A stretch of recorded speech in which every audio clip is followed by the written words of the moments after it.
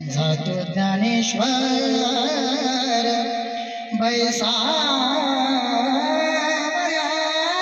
देवनिवृत्ती धरणे दोनिकार देवनिवृत्ती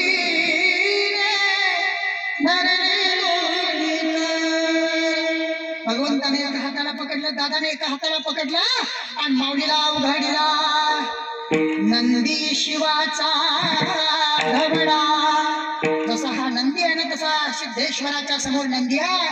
उघडला नंदी शिवाचा ढवळा, उघडली शिरा विवराची आणि ज्ञानेश्वर माऊली त्या समाधीमध्ये गेले. स्थानापन्न झाले, भीममुद्रा लावली, पद्मासन घातलं. पुढे ज्ञानेश्वरी ज्ञानेश्वरी समोर ठेवली आणि ज्ञानोबाईंना समाधी लावली. समाधी घेतली समाधी घेतली